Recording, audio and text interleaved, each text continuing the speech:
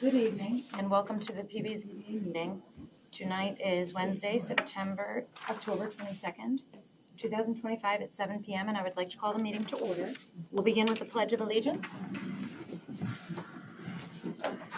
I pledge allegiance to the flag of the United States of America and to the republic for which it stands, one nation, under God, indivisible, with liberty and justice for all.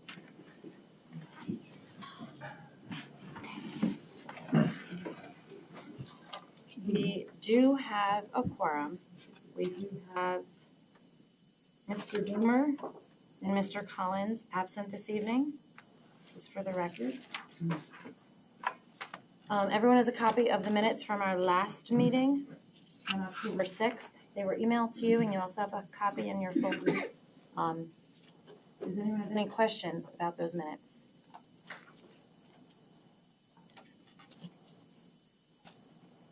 No questions, no discussion on it. I'll make a motion to accept the minutes. Second. All in favor? Aye. I'd like to abstain. I was not at the last meeting. Likewise, I'll abstain because I wasn't there. So it carries. We have 4. Yep, so motion carries. Perfect. Okay, and on our agenda this evening, we do have a public hearing, and I will read that into the minutes for the record. Please take notice pursuant to Section 267 of the Town Law, Section 104 of the Public Officers Law, and the Town of Queens Zoning Ordinance. The Planning Board Zoning Board of Appeals will hold a public hearing at the Town Hall, 18 Russell Avenue, Ravena, New York, at 7 p.m. on October 22nd, 2025. Please note said hearing may be adjourned from time to time as necessary. This is an appeal for Mark and Michelle Dorsey.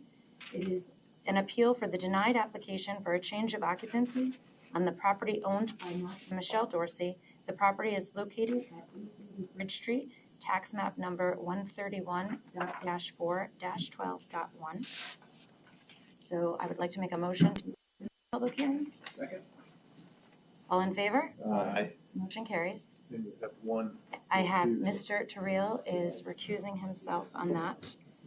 But yeah, we're going to do the Queens Solar first, and then we can, yes. So just for the public, when we do get to the public hearing part of that, if there is anyone that would like to speak on behalf of this application, you can come up to the podium. We ask that you give your name, where you reside, and you have 3 minutes. We do have a timekeeper, and if you can make sure that you're addressing the board. So there is no new business on our agenda. We do have old business. This is for the Queens PV LLC. It's an application for a site plan review and a special use permit on the property owned by Joyce Maxted. This property is located at 1304-1322 State Route 143, tax map number 166.2-3.11. Now, Jeremy is not able to be with us this evening. Jeremy did email us. He did email us, which I sent to everyone. He addressed the issues that we asked, but we do have Jeremy's colleague here.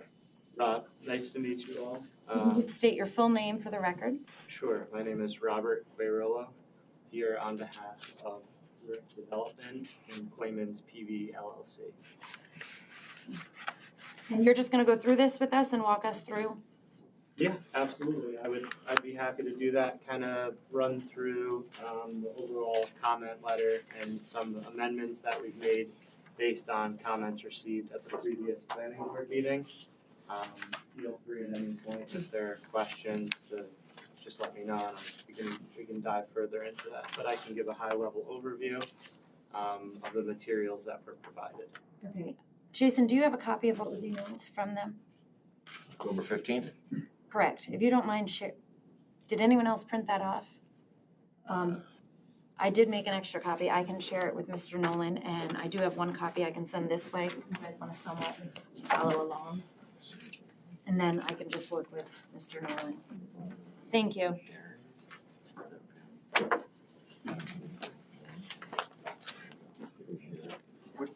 gonna go through? He's just gonna talk about what they had. They're responding to some of the requests that we had as far as having more specs. From MJ or from This is they're responding to our request. just the board's request? Yes. So I'll discuss, I think, some of the topics that were raised at the previous meeting, some amendments we had provided, and summarize that for you. So one is gonna be the cemetery protection during construction. I know that was a concern raised by the planning board.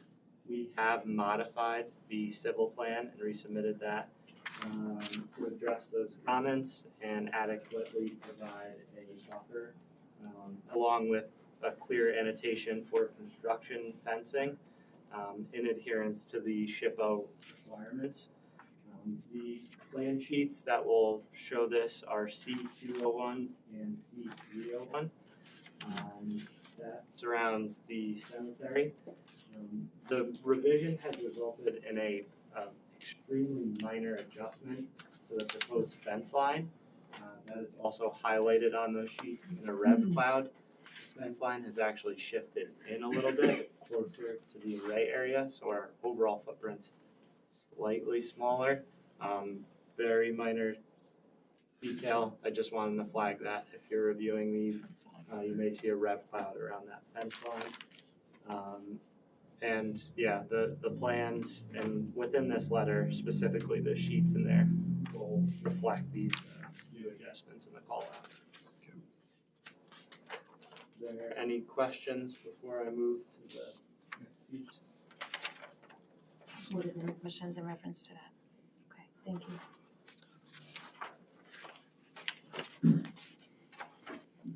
The next piece would be the topic of the anticipated construction schedule.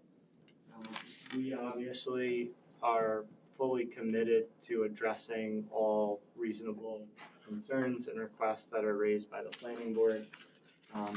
In that spirit, I think we acknowledge the comment raised by Mr. Baker, who represents the highway superintendent.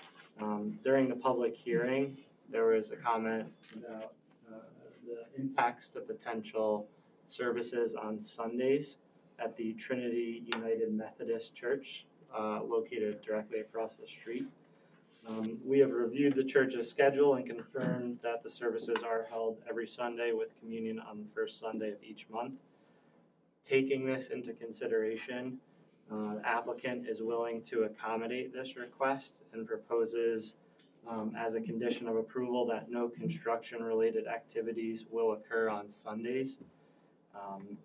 In addition, we are willing to restrict construction on Saturdays in the event of a special activity, provided the project company is notified at least 2 weeks in advance. This is included in note to contractor on sheet C102. So that should be reflected directly in the civil plan now. So I just wanted to highlight that. Are there any questions or comments regarding that? We just wanted to be proactive and incorporate that request, considering that concerns of the public. Thank you. Any questions in reference to that topic? Okay. There are two more pieces, I think, that we touched on in our response letter, I'll call it, that was submitted. This piece is in respect to the decommissioning form of security. So we've, I think, discussed this with the planning board's attorney and kind of walked through various options. I think as it stands, we have a decommissioning plan in place.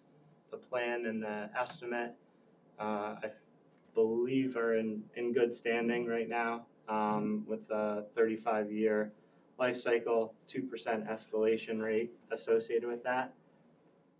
Our standard practice is going to be, as far as the bond, or as far as the surety goes, utilization of a bond. And there's a couple reasons why we typically do lean towards a bond over an escrow account. So I'll walk through those points just so that the full board is aware, and then ultimately, I know we don't need a decision tonight, but I'll let you all opine on that, but just want to leave these thoughts with you. So I think for the first piece, bonds offer third-party financial assurance, meaning the bond would be issued by a licensed and rated surety. It's independently backed. Surety companies are subject to strict state and federal regulations and must maintain significant reserves and credit worthiness. So we use reputable bond companies. Some of them are Liberty Mutual, Travelers, Zurich. To the next point, the credit quality and replacement assurance. The town may specify a minimum credit rating requirement for the surety.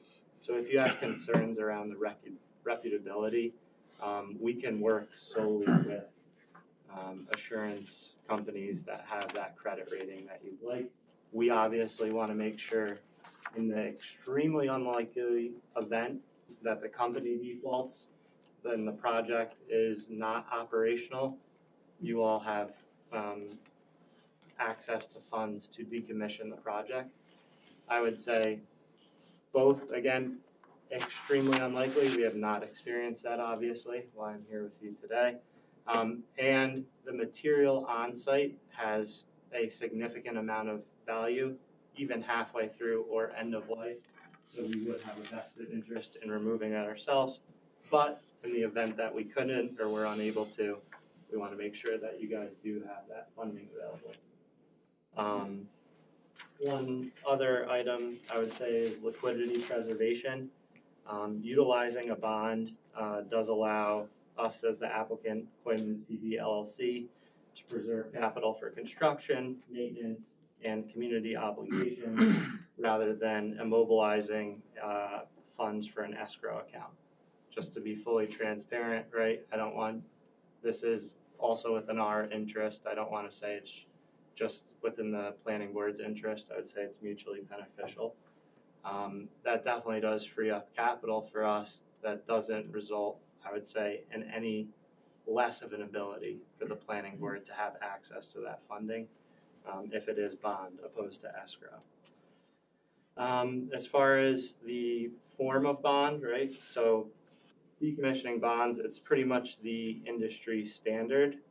Surety bonds are widely accepted across New York State and nationally as the preferred form of decommissioning security for renewable energy projects. This is also compliant with the town's existing solar law. So those are it's just pretty standard practice. We feel like it's tried and true, and we want to stay with that if at all possible. Two final points here. There's a reduced administrative burden. So going with that bond eliminates the need for the town to monitor and manage a escrow account and an interest-bearing account. If we provide a bond, we are going to have that escalation at 2%. If we provide the escrow amount, it would then be up to the town to manage that to ensure that the interest is consistently increasing over time. And that money is not decreasing in value to the effect that they wouldn't be able to decommission in that event. The last piece will be kind of flexibility and transparency. The bond amount can easily be adjusted throughout the life of the project to reflect inflation or changes in decommissioning costs, ensuring that financial assurance remains current and sufficient. So we can easily adjust bonds. It's, again, standard practice. I believe every 5 years is typical to revisit the numbers around the decommissioning. And at that time, based on market trends, we can increase or decrease that number as needed, as mutually agreed upon and determined by the town. So those are the general arguments. and our reasoning behind preference for a bond. Again, and if there are any questions, I'd be happy to try and answer them. As far as a decision, I know we definitely don't need that this evening, but Robert, you weren't here when we told you that we weren't looking for a bond, right, Mr. Kinnery? Correct. We wanted the money in an escrow account. okay. I guess. You did a nice job of doing the cheerleading for the bond. In a perfect world, that'll work. Did Jeremy convey that to you? Because we've spoken to Jeremy about that a couple of times. Recommendation through our council, and we've done another solar project also, and the request of going with cash has what has been presented by the board, I believe, the whole time. So. All right, yeah, I can take that back. I know that, I didn't know that there was a final decision made on that, so went through the letter, but understood. Well, I don't necessarily know that there's been a final decision because we haven't acted on anything. But I think we've been pretty upfront with that from the beginning. Okay. Regardless of where this goes, if it did get approved, whether with, without conditions, I do believe that that is one of the board's standings. Understood. And just, I guess, just for my own understanding, there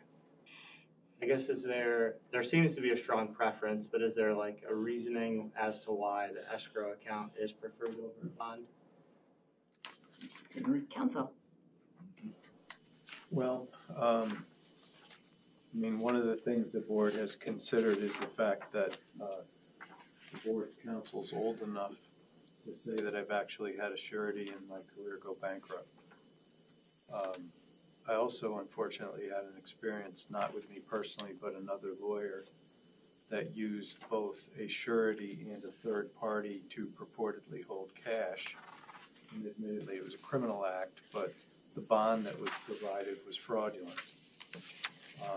So there have been a number of experiences along the way, as well as with respect to the insurance companies. And I listened to the list of the insurance companies that were mentioned, but it does remain the recommendation generally of prudent counsel on behalf of taxpayers and municipalities that the preferred security is cash.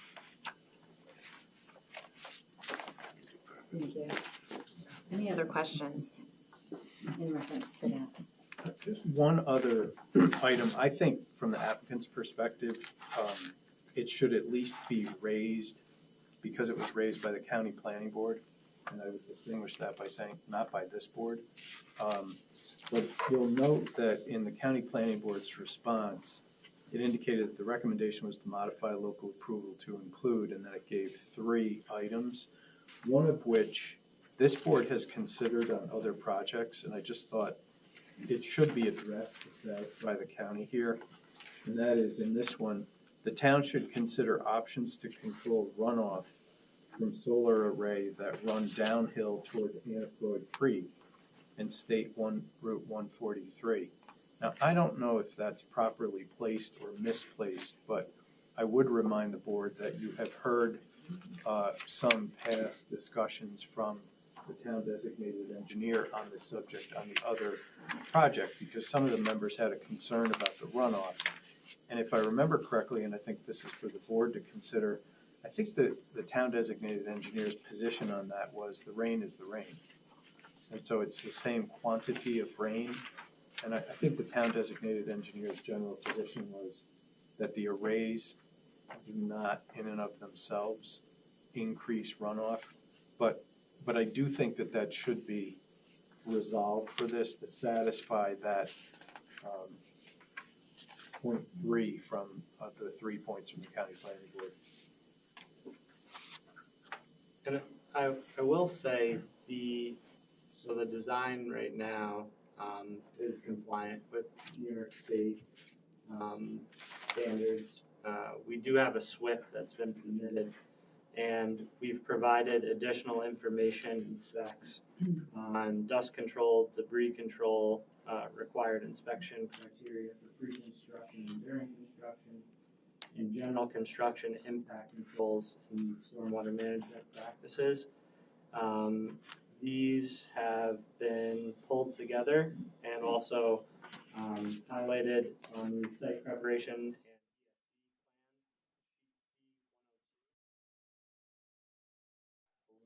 More readily available. I know the SWIP is an extremely dense document. I don't know how many hundreds of pages. I envy the engineer who is reviewing that. But we do feel like we have addressed those comments, and I've also tried to bring it more front and center into the civil design set as well. And I wonder if Dan Baker has more, I don't know what kind of culverts or anything go across from one side to the other side with the creek. That would be a question for Dan. Like, I don't, There's only one, where is that in proximity, you lives know? on Firehouse. So and you don't know the size of the culvert. I mean, I don't mind reaching out to Dan and asking him, but But tall, at least. because I understand that, and I think early on, I said the same thing. And yeah, the rain is the rain, but like, we put gutters on our house to collect the rain because the rain is obviously coming off at a faster rate. That's why we put gutters. So does the rain come off at a faster rate on these rays? Not my department. So the fact that it was brought up by Albany County, also MJ. So I guess the elevation and the slope, the way it goes to that drainage, to that culvert, I don't know. So I can definitely reach out to Dan and talk more on, so that we can have a little bit more clarity on that. And I can definitely provide some non-engineering kind of input, but historically, where the sites where we typically see like erosion and sediment control issues and stormwater issues are where there is substantial grading. As proposed right now, where the array area is, there's I would say no to minimal grading. So we're essentially using what is acceptable for the racking, and we've avoided the steep slopes on site. So there's not a significant amount of earthwork that's going to be exposing soil disturbance. The other thing to account for, I guess, what you mentioned is, does the runoff increase on the panels? And this is something that the DEC has actually looked at extremely closely and how we have designed the project. So the runoff, it can, in some instances, potentially rill, but these are trackers. So the water is landing on these, and instead of it being a uniform surface, the water will land on the panel and then hit the ground, and then it'll enter sheet flow through existing vegetation. So there's a break. It might have 4 feet of impervious surface, but underneath the panels is all the existing soil properties, so it can still absorb that water. So that's why the panels themselves don't necessarily create more runoff. All of the soil and vegetation underneath will promote infiltration. And again, we did meet the DEC standards. If there are comments on that, like specifically from the engineer, we'd be happy to kind of talk through those. And if there's anything that we may have missed, certainly willing to revise that. But we do feel that we have to. Thank you. Anyone else have any more comments or questions in reference to that?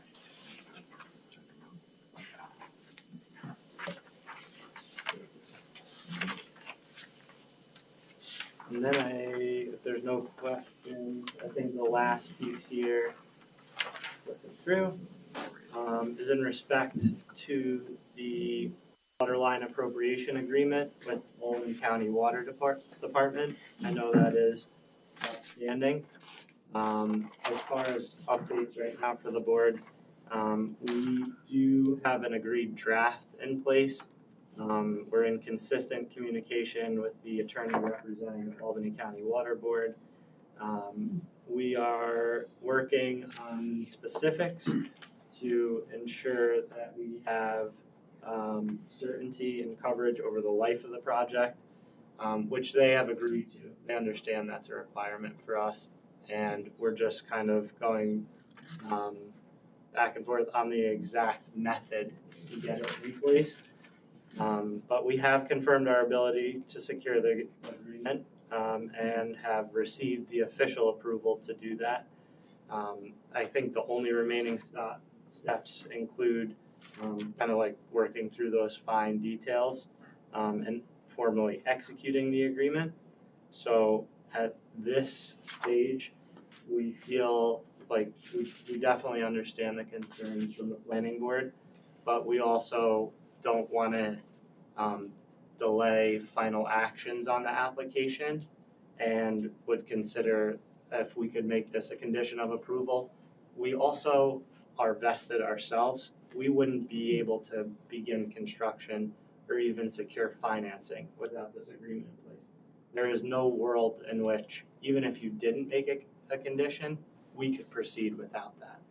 So we feel like it's in a really good place. I think we're very close to the finish line, but we don't want the formal execution of that to kind of hinder review at the planning board level. So. I did talk to Jeremy about that today. I asked him where the status was of that, and that's exactly what Jeremy said. They don't have anything permanent or concrete from the water department.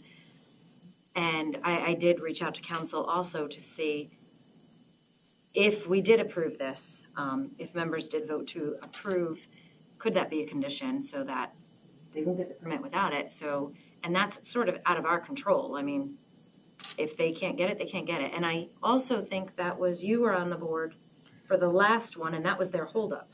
Correct. They couldn't get it, yeah.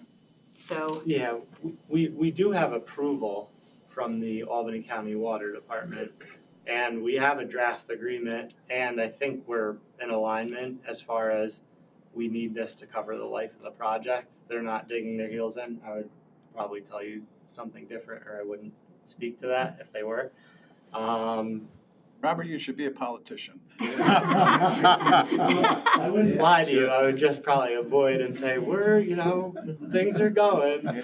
But no, we are making good headway on that, and we obviously don't want to hold things up here if we can continue to move on, and also give you all the level of assurance that you need moving forward. So if the board is amenable to it, we're more than fine accepting that as a condition of approval.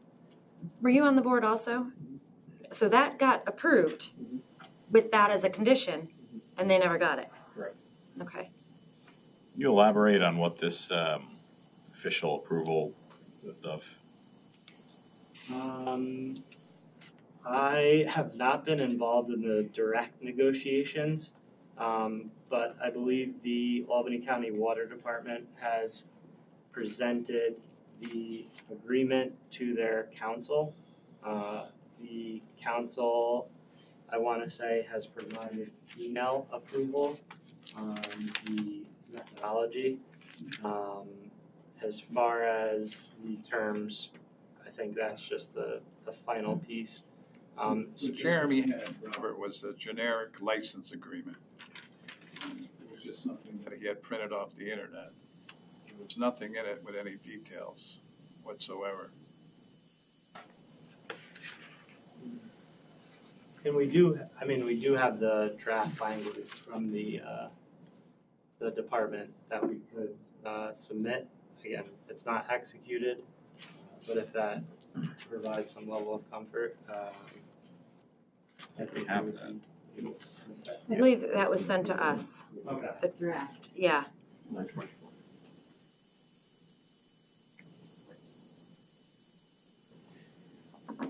Well, you guys are very well aware of that, and we're aware of that, and that's been one thing that has been sticking out, so. I guess, would there be any concerns from the planning board's perspective? I mean, obviously, we don't want to waste our time doing this if we can't get it. We are confident we can, but aside from the time itself, like, are there any concerns or exposure from a planning board side if you were to issue it with a condition? You don't have to answer that right now. I just don't, nothing jumps out at me. So. Well, it's a perfect segue to actually, we were presented with a large amount of information, and a lot of this information was just given to some of the boards tonight, the board members tonight. So my recommendation would be for the board to digest some of this information that was just presented. But it does bring us to a little caveat. We closed on the public hearing on September 8th or 9th. September 8th, so it went into effect on the 9th, which brings us to our 60-day window, which is going to bring us to November 9th, but our next meeting is November 10th. That puts us past the 62 days. So we would have to ask if you guys would be in agreement to extend this 62-day window, to be fair, to November 30th, that gives us 2 more meetings. It gives our board members time to digest it. Jeremy's been an integral part of this, and he was not able to be here this evening. I spoke to him. It would also give him the opportunity to be here if we act at the next meeting, or if something happens from now to then, it gives us a buffer of that next meeting. Jeremy seemed that it would be okay. He was going to speak with you. Are you okay with that? Absolutely. We want to make sure that you all have the time and also the information and the understanding of the information needed to make the most informed decision. So we have no issue with an extension on that. Does anyone on the board have any issue with that or questions? No, but on the flip side, wouldn't you want them to be prepared as well? Even though we're looking at something, we want something rolling on their side as well, or am I missing something? What do you mean? If we extend the time, we're extending time. So that means everybody's got time to do what they gotta do. Oh, yeah, it's a reciprocation, So we're leaning on them too. Absolutely, Just wanted to make sure that we run. But we want both parties to be in agreement too. The applicant working with us and us working with the applicant. I'm on my page. Yeah, the statutory regulation will only allow the planning board 60 days upon closing of the public hearing, which we're more than happy extending that to make sure that. So if you guys are okay with that, I would be comfortable making a motion that we will extend this with their agreement also to November 30th. All in favor? Aye. Motion carries. Okay, that gives us a buffer, both sides. Does anyone else have any other questions? Do you have anything else for us? Oh, yeah, more than I should have. 2 more.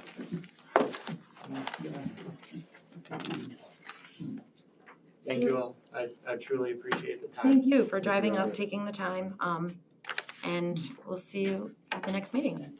Absolutely, and we'll definitely be in touch. Hopefully Jeremy can attend that one himself. If not, I'll be sure to stay keyed in on correspondence for this project, so that way hopefully to see what's going if I have to make it. Appreciate it all. Like November 10th. Perfect. Let me just clean up this so I can move on to our next agenda item. Is this your copy? You can have that. I have another copy. I have one here. So if you want it, or whoever wants it, Yeah, I could probably find this one. is welcome to have that. Okay. Moving on. Put that there. On our agenda, old business, and that we have is for an appeal from Mark and Michelle Wilson. This was an appeal for the denied application for a change of occupancy on the property owned by Mark and Michelle Wilson. The property is located at 880 Bridge Street, tax map number 131.4-12.1. Before we go, so for the record, Mr. Terrell has recused himself. And before we bring anyone forward for the public hearing, does the applicant have anything new to present or your counsel?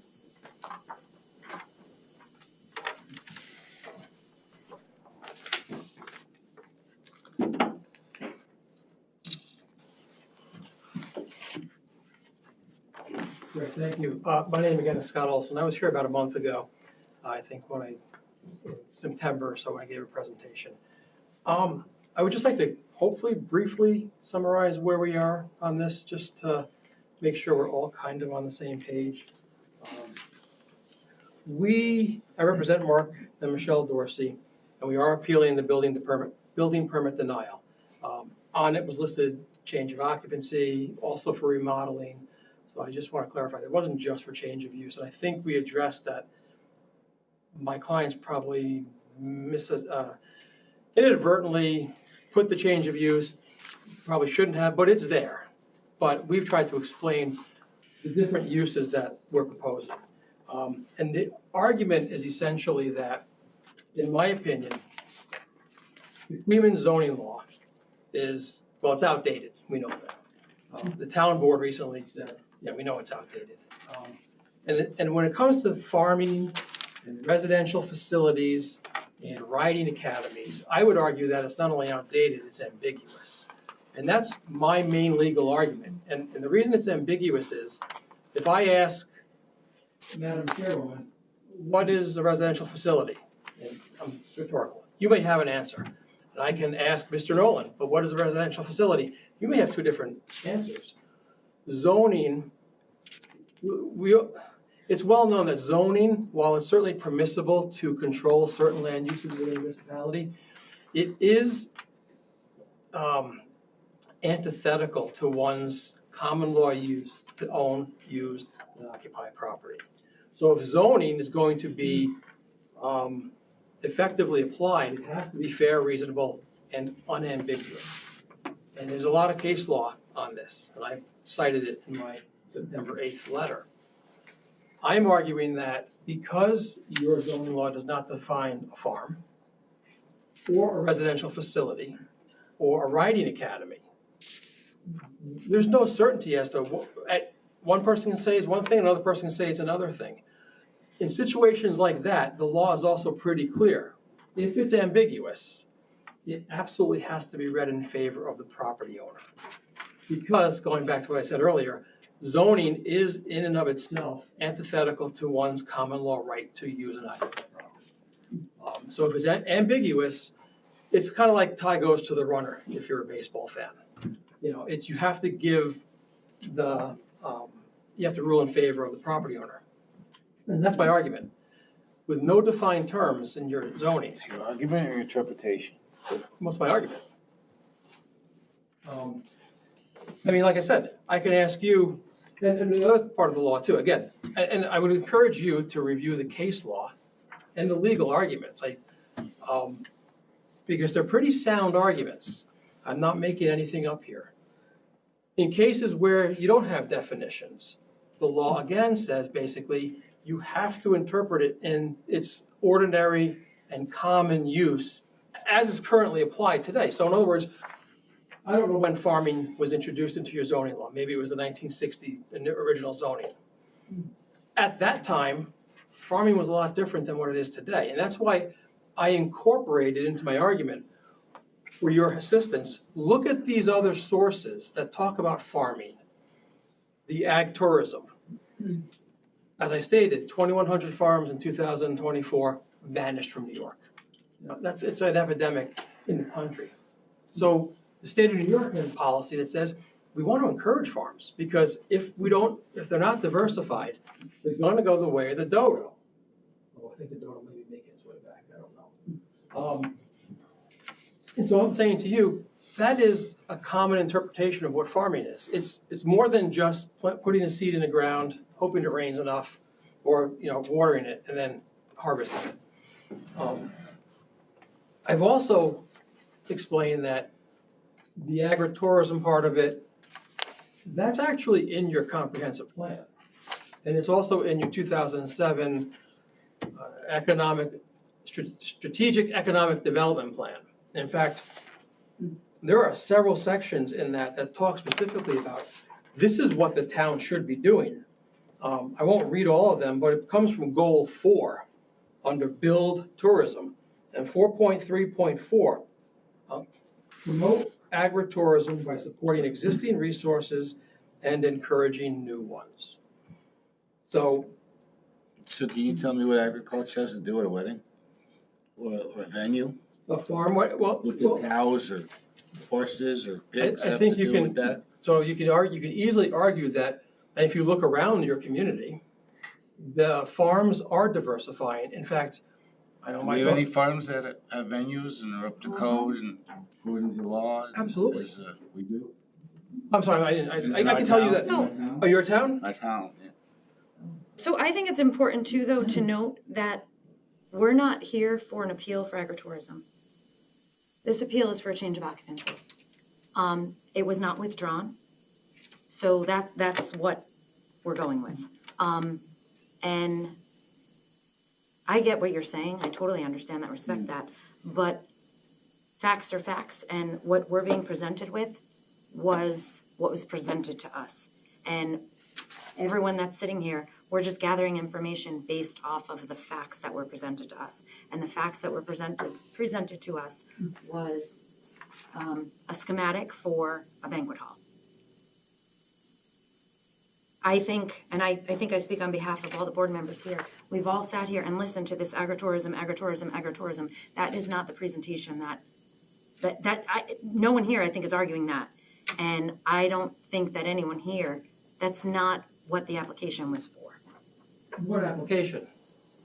That was given to Jason. Okay, well, what I'm suggesting, I'm saying why Jason's decision was wrong is because, first of all, I don't know why he denied it.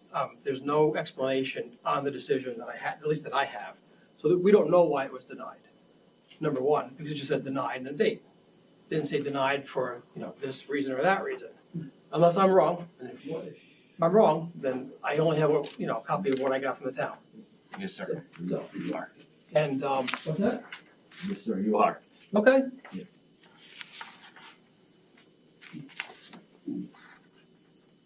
Jason did present, he had something typed up and he did present to the public his reason for denial. And he presented it to the zoning board also. That was given to us. After the denial and after our appeal, because I don't know that was it given to the Dorseys? Sir. Okay, I don't have a copy of that. Having said that, but to go back to this gentleman's question also, it's not just farm. Recreational facilities are permitted in that zone. Can you tell me that having a barn, very nice barn, that will host farm-to-table events, is that a recreational facility? Or weddings, or this or that? Again, it's not defined in your zoning law. You can, you definitely can. The other thing I want to put, and I've been talking enough, but I would like to point out, it's not like this, that weddings are not permitted in the RA zoning, or do not occur in the RA zoning district. Look at the Sycamore Golf course. Go to the website. They advertise for weddings. They advertise for anniversary parties, that sort of stuff. They can hold 200 people. They're listed, and they're not even listed as a permitted use in the district. It's a specially permitted use. Look for the definition of golf course or golf club. There is none. So why can they do weddings in the same zoning district? It seems like it's a little bit unfair treatment. I just wanted to get that out before, so. Thank you. Anyone on the board have any questions? Comments? Ms. Dorsey, did you want to say something? So, first of all, Mark's not here. He did not break his leg. I had several people ask me if he broke his leg. At the bring your parent to gym class. That was not him, he was not there, but he is with my daughter at something else that's very important for her. First of all, I wanted to give you guys a copy of this. I got this from Soil and Water. And I know we're in the RA district, but we are also in the New York State Certified Agricultural District. And I have this from Soil and Water, it's the map. I just printed out 3 because I keep going through my ink. But there you go. And I also want to point out, if you can see the line, this is on my property. And I got to talk to you later. So this whole thing is my property, right? This is not in the ag district. This is not in the ag district. All of this around me is all ag district. It's not like I'm in a little neighborhood with my next door neighbor, although I have my next door neighbor here and I love her. I'm in an agricultural district that has protections. And I truly apologize that we didn't get a building permit. Our understanding was that we were in the agricultural district and didn't need one to work on a barn that already existed on a working farm in an ag district. That being said, I did not fill out the building permit. This is my property as well. It's my understanding that Mark was told that he had to do a change of occupancy. We're not going to be a veterinary clinic. I'm not a vet. I'm not going to have an equine hospital. It's still a barn. It's still an agricultural district. It still was a working business, agricultural, in an agricultural district. I did print out, I'm not going to read it all, but my attorney already stated many times. When we first came here, we were talking about how Bethlehem had agritourism in its comprehensive plan. And the line does go straight through. And property, you cannot get to Queen's property without going through Bethlehem. My entire beautiful driveway going all the way to the very end is all Bethlehem. I don't see how it's a huge impact on Queen's traffic when the road is in Bethlehem. The entire entryway is in Bethlehem. And Bethlehem supports what I'm doing. If this property line was just a little bit further out, I would not need a building permit. And I wouldn't be here trying to explain why I think that I should be allowed to do what we want to do. And is it exclusively a wedding venue? No. Do I want to market weddings? Yes. Do I want to have weddings? Yes. And other events? Yes. We want to promote farm-to-table events. We want to have events that promote agriculture, agrotourism, and from the very beginning, since we were here, and actually when Jason came to visit our property, we were explaining to him why we believe we fell under ag and markets, because what we were doing was considered agrotourism. We really were not trying to go behind the board's back, do something shady. We're not like a big company coming in trying to develop this property. We already lived here. I lived 10 minutes away. My kids were going to school at RCS since they were in pre-K. I actually went to school at RCS from kindergarten to, we're from here. Mark's been in Bethlehem his whole life. I was from RCS area. I actually remember Mr. Nolan's mom from church, and we are from here. We're an outside company trying to come in and change the culture and the character of this farm, which it was a farm. We're not building any new buildings, although maybe I will one day and want to come talk to you. I don't want to burn these bridges and have us not like each other. I can't feel like I can approach Jason and do something different. When I first met Jason, you were extremely helpful. I don't know where we all went off on the wrong foot, but I want to get back to being able to work together, to move forward, to get to where we want to be. I'm super dry mouth. Anyways, so I did copy. I went through today. I went through your comprehensive plan. I went through your economic plan. I did Control F everywhere, agriculture, agrotourism. It is clearly there.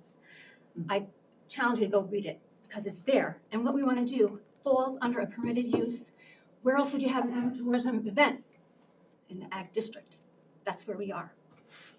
Okay. I have one letter. This is part of the appeal.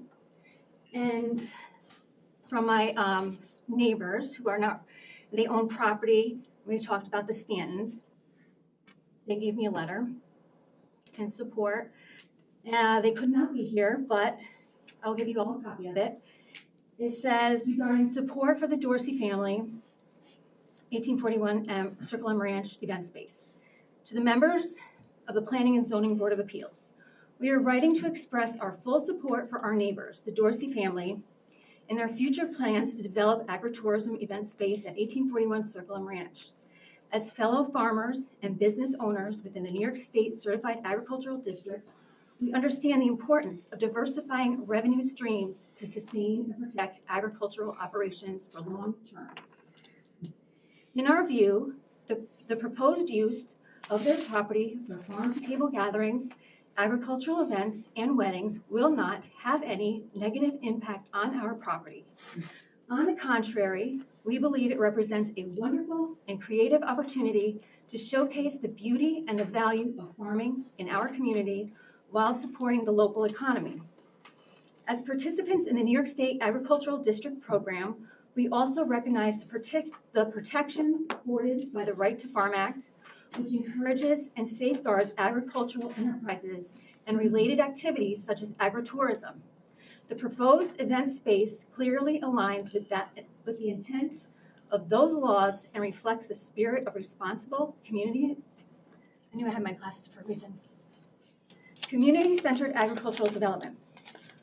We see no reason why there cannot be a country-style agritourism venue and event space in Queens. And we believe this project will be a positive addition to our area. As owners of the Sycamore Country Golf Course, which we were just talking about, in the town of Queens, where we also host events, we understand firsthand the value such venues bring to the local community and economy. It is not my intention at all to change the character of this farm. It's my intent to make it better, to grow. And actually, we like every barn still exists. We didn't build a new building. We didn't change, we changed the barn so much, but it was already there. The change of use, like I said, I'm not a building code inspector. I don't know all the zoning codes. I thought we were saying we're not going to be a veterinarian hospital, which we're not. But the use that we want to be, we believe already should exist and should be approved, like shouldn't even be asked to be approved, it should already be an approved use. It's in the Ag District. I don't see why I can't have an event at my farm or have host events. And I'm done. And I do have copies, like Scott said, in your economic plan, proactively pursue agriculture development as a form of economic development by developing new markets and products, promote agricultural and rural lifestyle as important to the economic health and viability of Queens, improve and enhance agricultural marketing and agritourism marketing, work with farmers to develop agritourism tours, encourage the development of agribusiness within the town. I mean, there's a lot there. There's a lot there if you go there and look that I feel like, I mean, unless you totally don't want us, my next step will be is I want to try to become all of Bethlehem because the line goes through my neighbors and they're not considered claimants and they're not subject to zoning laws that have not been updated since 1960. So they're all, the line goes right through everybody else. And I actually asked Mike Salisbury, and he said, because they have the road frontage, is Bethlehem, so they're considered Bethlehem. My road frontage is Bethlehem. I don't really feel like I need to be totally in Bethlehem, but I think you should at least honor like their thinking. Because like I said, if I brought this before them, they already have a farm that has weddings. They already have, this already is happening in Bethlehem. Okay, I'm done. Thank you so much. I appreciate it. Mercy, two things, thank you. One is the letter that you read, do you have a copy to? I have 8 copies. You can all have Right, we just need one, just for record purposes. And who wrote that letter? They did. Who is they? Oh, I'm sorry. Mike and Roxanne Stanton, Mark and Kathy Stanton. That's what that was my question, because there's I two should have Stanton said that. families in the Yeah. area that do This is farming. not Tim. This is Okay, thank not my you. neighbor. Okay, thank you. That's what I wanted to know, thank you. I'm really nervous. I hate public speaking. This is like torture. I'm done. Thank you. It's more weight. Thank you. The public hearing is open. Does the town board, does anyone on the planning board have any, oh, I did that the wrong way. There you go. Does the board have anything for Ms. Dorsey? Any discussion before we open it to the public? I have to make some clarification for the planning board so that you guys are aware. Ma'am, we're just gonna have discussion. I don't want you to have to stand there too long, sorry. Okay. Thank you. You can sit in that first chair if you want to, but I'm sorry. You all have knowledge of this, how they were talking about Sycamore Golf Course. That is not in the RA zone. That is a CF1, community facility. That's a different zone. That's not an RA.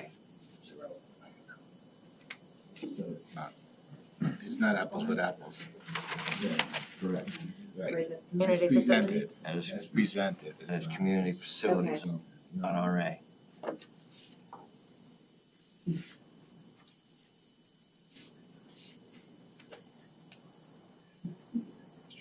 Yeah, speak up. So regarding the ag districts, ag district protection is a voluntary program that property owners can elect to participate in. It's based upon approval by the County Agricultural Board. That review process entails reviewing the property's contribution to agriculture. In most cases, during that review, the board would look at what that property is used for and you know, that it is an agricultural use. That typically would be what you would consider traditional farming historically. There are properties within the ag district that would also be promoting agritourism. I think one example from our neighbors in New Scotland would be Indian Ladder Farms, right? Because I know that that is in the ag district and they have a variety of different agricultural uses that are going on within that property. The ag district protection does not remove a property owner's responsibility from complying with zoning or also building code requirements that are set forth within New York State. My understanding of this application is that we're looking at a change in occupancy use of this structure. That's how it's been presented to the board.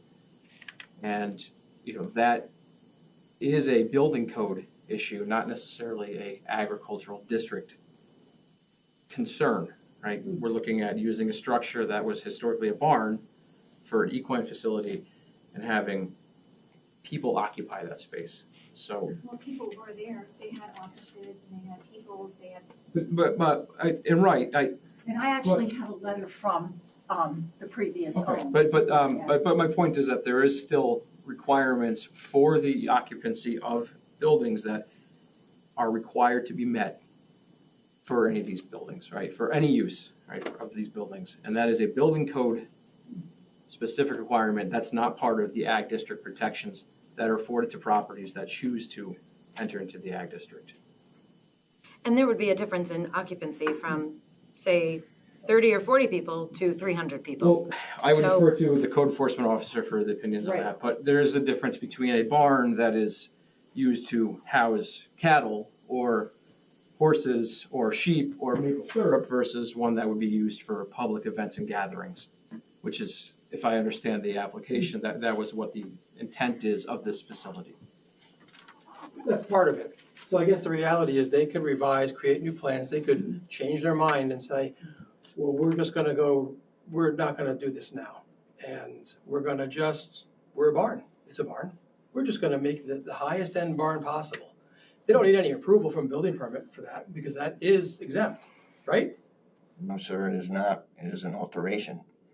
But if you look under the building code, they exempt farms and built barns from that, I believe.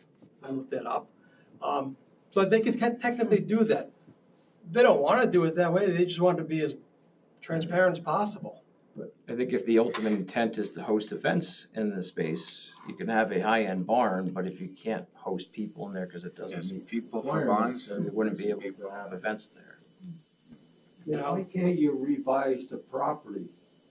What Sir, you're all talking about If, is something that was Sir, there. I respect that you want to speak, I really do, but just so everyone can have their turn, I welcome you to come up to the podium, I really do. I just, not to have everyone back and forth. and I understand what your concern. I hear what you're saying. And that's why, as the board probably knows, we have gone to the town board and they seem receptive to this.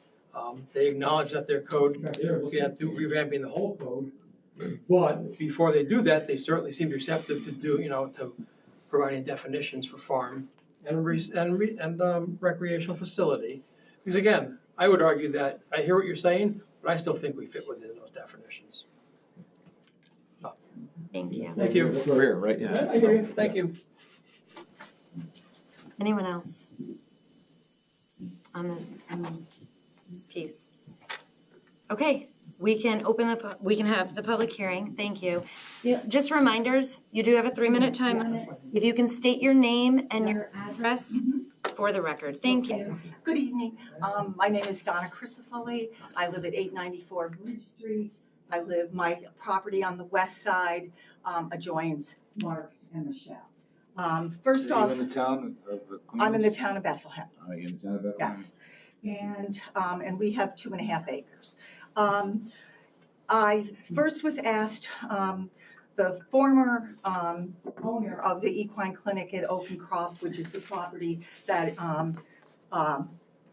was recently bought by the Dorseys 3 years ago, Reverend Lesser, who's also a vet, he's also a Catholic priest, has submitted a letter that he asked me to read. Town of Queens Planning and Zoning Board of Appeals. In the 1980s, my wife, Dr. Marilyn Schmidt, and I bought the property at 880 Bridge Street, Ravena, New York, which straddles the towns of Bethlehem and Queens. The property had fallen into neglect and disrepair. Over the next 35 years, with approval of both the Bethlehem and Queens planning boards, we remodeled the house, built our horse farm, Oakencroft, and our veterinary practice, the equine clinic at Oakencroft, on the property. At the peak of ownership, the practice had 35 full-time employees and included 3 cottages for farm and staff employees. From time to time, we hosted educational seminars on the property that drew up to 100 people. The 10 buildings and the miles of fence we built would be home to 100 horses at any one time, as well as cattle and up to 200 sheep. It was a thriving business with considerable traffic each day. We raised our 3 children there. It was home, and we were very happy. Marilyn passed away in 2005, and in 2012, I sold the practice and rented the property to associates who continued on that site until a few years ago. Over the last decade, the decline in the horse breeding industry meant that the farm was too large for the needs of the veterinary practice. The infrastructure aged and the fencing fell into disrepair. The veterinarians elected to move to another location, and the property was placed on the market. Attempts to sell the farm as a horse farm were not successful. The Dorsey family eventually bought half of the farm, and I retained the southernmost half in Queens for myself. I also purchased a section on Blodgett Hill to gain access to a small stone cabin I visit weekly. I can only say good things about the care the Dorsey family has given the property. Delayed maintenance was quickly addressed. Fences that were beyond repair were removed. Internal roads were improved. Areas of overgrowth were cleared. The house was once again remodeled. Frankly, the property never looked so good as it does today. The veterinary clinic and 1 barn were remodeled with plans for making it the central figure of the latest iteration of the property, an agricultural tourism experience including cattle and horses, open fields, combined with a reception venue that could be used for many purposes. The location within a few miles of Albany is ideal for such an endeavor. It will be a boon, not a burden to the town. I have watched their progress with a great sense of happiness. They are a responsible and hardworking family who loves the property as Marilyn and I loved it and are giving it new life. I was pleased to see them rise to the occasion and take in a large number of rescue horses from a cruelty situation earlier this year. They are exploring plans for a therapeutic riding center that caters to veterans and raising cattle and other farm animals. They've been consistently a good neighbor to me, and we meet frequently to discuss their progress. As a property owner in the town of Queens, I wholeheartedly support their plans and urge the planning board to work with them to make this property once again an asset to the whole area. and that's signed sincerely, Reverend Dr. Richard Lesser. And if you would like a copy of this. Yes, please. Thank you. And then, And thank you for reading that. you're welcome. And then I just have a letter also. So I'm just going to ask you to restart the timer. I'm going to put that time as the letter on behalf of the lesser. Thank you. Yeah, absolutely. So thank you. Okay, so let's see. So my husband and I have lived on our property since 1977, and we raised our family there. So we were there before Rick Lesser and his family. Over the years, we've seen the farm go through several owners and states of repair and disrepair. So there's always been a farm. Prior to Michelle and Mark's purchase of it, the buildings and grounds had fallen into a real state of neglect. Shortly after they purchased it, they began making improvements. As the closest neighbors, we really appreciated this.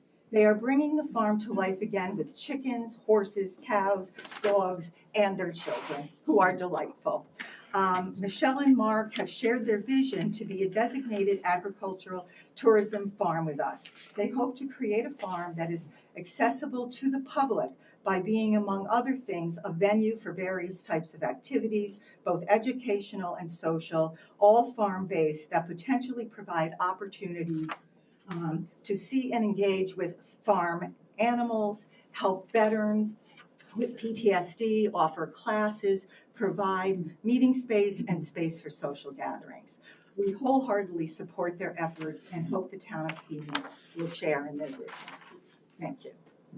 Thank you. Anyone else from the public like to speak?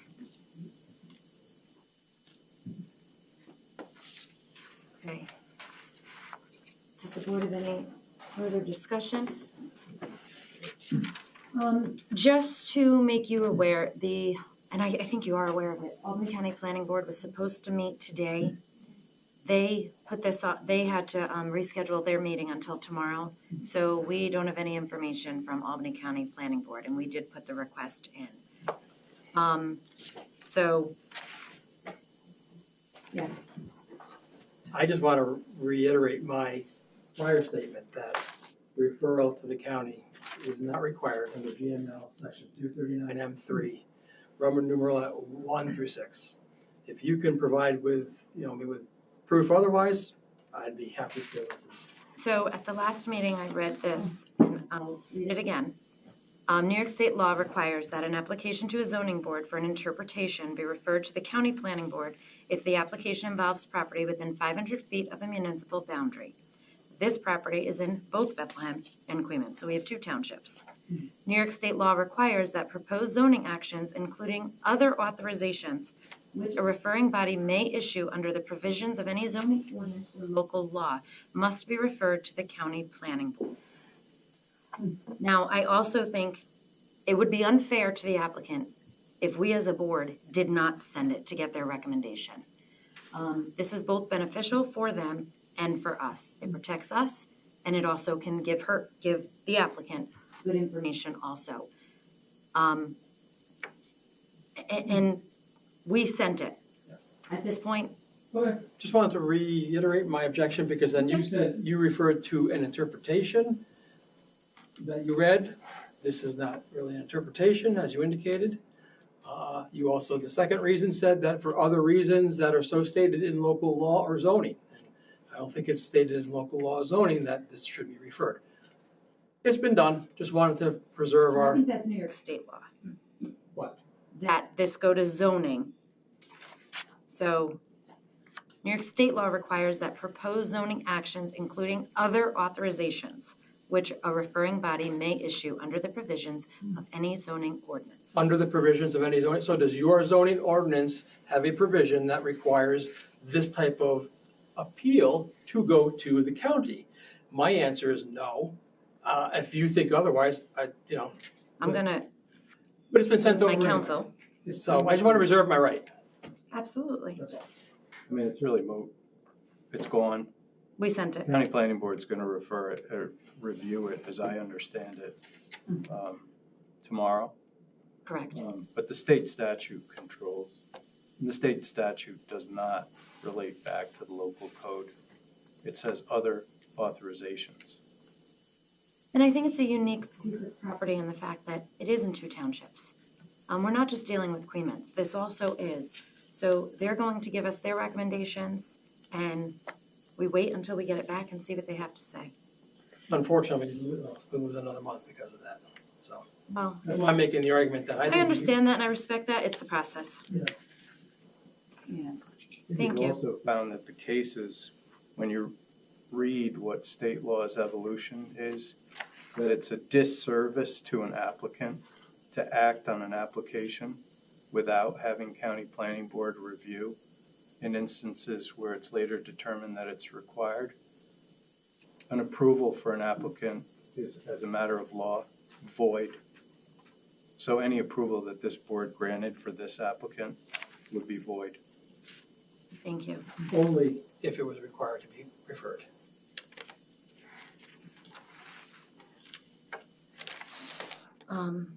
Thank you. Does our zoning board have any further discussion or comments? And is there anyone else from the public that would like to speak?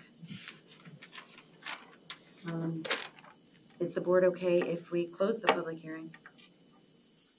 So I would like to make a motion to close the public hearing. Second. For the appeal for the denied application for change of occupancy on the property owned by Mark and Michelle Dorsey. All in favor? Aye. Motion carries. So I think at this point, we're gonna wait to hear from county. Understood? And we will be back November 10th. November 10th is the next meeting. I have to be here. Okay, no, you don't have to. No, if you have anything that you want to. I have Yeah, I mean, if you're comfortable with your counsel speaking, absolutely. We do have another meeting in November also. So, maybe, we'll see, maybe I can be here. Okay. I don't know if it's gonna happen. and feel free to send anything to the board, email, whatever, and go from there. Again, I wanna say, I appreciate all the time. I don't wanna like not work with you, I wanna work with you, I don't wanna be.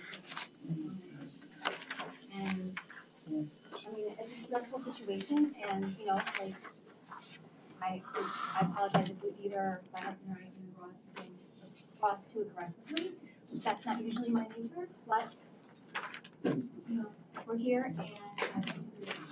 Thank you. Thank you. Okay. I believe that concludes us to the end of our meeting. Our next meeting, as stated, is November 10th, 2025. Madam Chair, if there's no additional business before the planning board, zoning board of appeals, I'd make a motion to adjourn or close the meeting for I second October that. 22nd. I second that motion. All in favor? Aye. Motion carries.